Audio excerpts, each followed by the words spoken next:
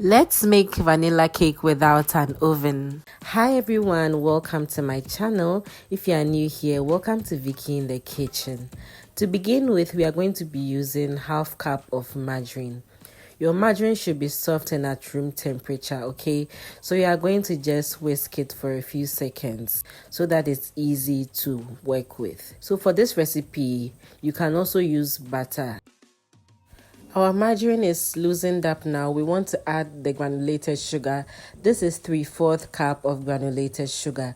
You want to whisk this until it turns from this bright yellow color to a pale white color. It will also increase in quantity because you are incorporating air into the batter. So once it becomes pale white just like this, you can proceed to the next step.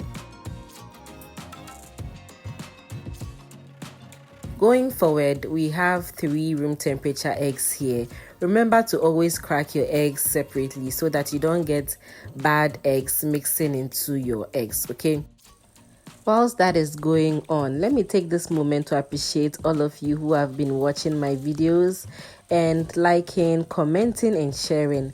God bless you guys. And to my newbies who are here, welcome once again to the channel. Feel free to join us by subscribing and clicking your post notification so that anytime I upload a new video, you'll be notified. Thank you so much for doing so. So with the last egg, I added vanilla extract. This is 1 teaspoon. I'm going to give this a very good whisk. I'm going to be whisking all around the sides of the bowl to make sure that everything is combining beautifully. Once the egg mixture comes together nicely, we'll set that aside and begin to preheat our pot. So to a large pot, you want to add some salt. You can also use sand for this, okay? Make sure it is widespread. Then you would put in a stand just to elevate the cake tin so that it does not burn.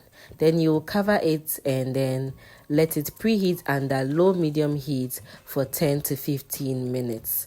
I do not want the air to escape, so I am just putting in some parchment paper to block the air. Going forward, I'm going to be sifting 2 cups of flour into my mixture, but then I'll add it in 2 batches. I'm also adding 2 teaspoons of baking powder.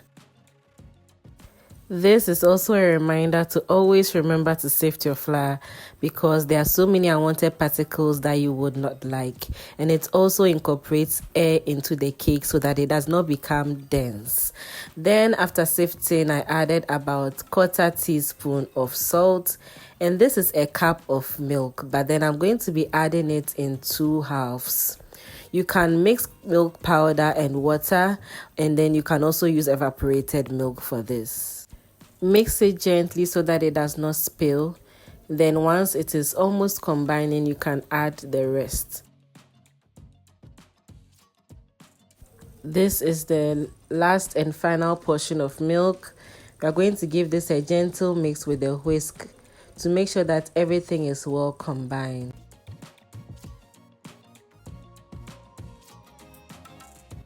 When you are done with the whisk, you can go ahead and use your spatula to check if all the flour has mixed into the mixture very well. You can set your whisk aside and then use your spatula to just mix it gently like I am doing right now. And then once there are no loose particles, you can set that aside so that we can begin prepping the baking tin. You can use any baking tin of your choice, but today I'm using the round one. I have some parchment paper, but before that, I am going to grease it generously with some margarine. You can also use butter to grease it or oil. Then I'll place the parchment paper at the bottom of the tin. So you can also dust yours with flour if you don't have parchment paper. Our pan is ready, so we are going to pour our cake batter into this. Pour it gently so that you do not end up spilling, okay?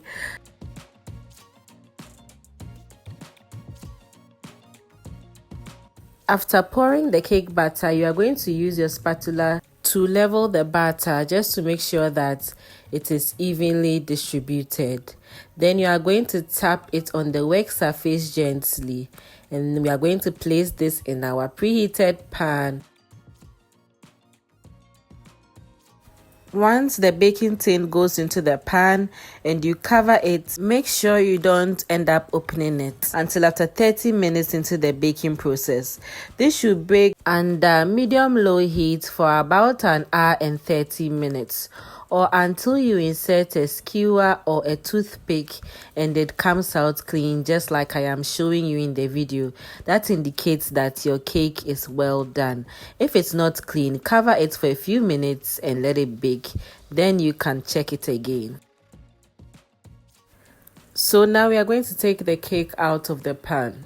You can go with your knife and just take it around the edges to be sure that the edges have left the sides of the pan.